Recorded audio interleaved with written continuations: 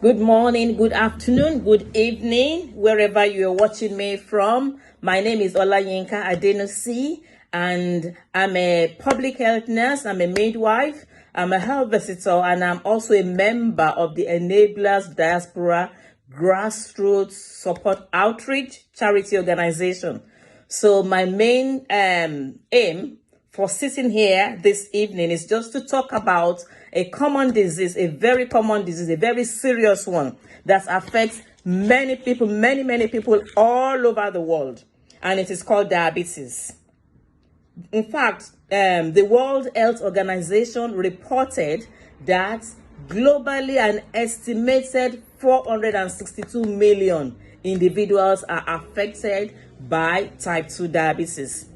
So what is diabetes? Diabetes, in a simple definition, is when the blood sugar, the sugar in our blood, when it goes high more than what is expected, and then it's constantly high, it's not coming down. I mean, the normal range for our blood sugar should be between 4 to 7. So if it's outside this range, it may mean that person has diabetes. So we need to be checking our blood sugar, regularly to make sure we don't have this disease.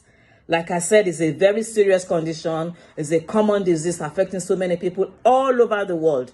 So I'll be talking about the signs and symptoms, the complications, how to prevent it, how to manage it if you already have it. And I'm going to talk about the risk factors as well. I may not be able to finish this in this session, so it will be continued in the next session. So, like I said, diabetes is when the blood sugar goes up and it doesn't stay within a normal range. And what causes this? First of all, let me talk about the types. We have type 1 diabetes, which affects children and young people. And then we have the type 2 diabetes, which affects adults. And then we have the gestational diabetes, which affects pregnant women. So as soon as they have the baby, the blood sugar will come down. That's the gestational one. So I'm just going to focus on the type 2 diabetes because that affects many adults, so many people. In fact, the World Health Organization says that the type 2 diabetes makes up about 90% of all individual cases. That is how serious type 2 diabetes is. But, if it's well managed, a diabetic person can live a normal, healthy life. But prevention is better than cure. Now, the meaning of diabetes or the cause of diabetes is when the pancreas, you see there's an organ in our body called the pancreas. Like we have the heart, we have the kidney, we have the liver, we have the intestine, we have the stomach.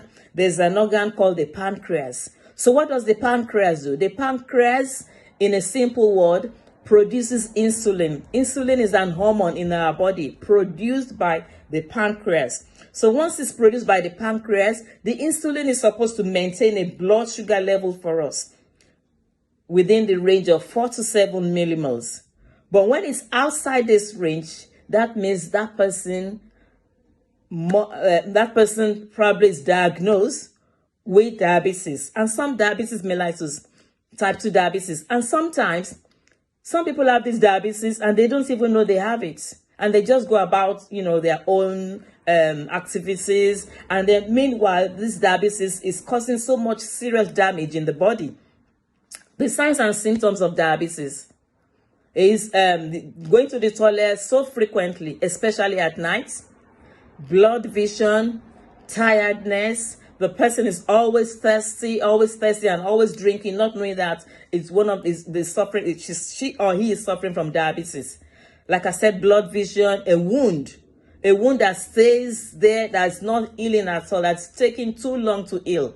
That could mean that person has diabetes. And there are some people with pre-diabetes, so they don't know they have it. That's the borderline diabetes. Until they go to the GP and the GP does a blood test. And after the blood test, you hear the GP calling the person, oh, you are borderline.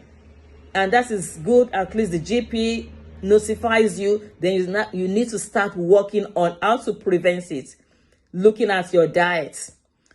Because when we talk about the blood sugar staying in the blood, instead of the blood sugar to go into the cells of our body, so the insulin is supposed to push it into the cells of our body. But when the insulin is being affected because of diabetes, the sugar goes up in the blood, and that can cause serious damage. So when we have our carbohydrate diet, it breaks down into glucose in our body.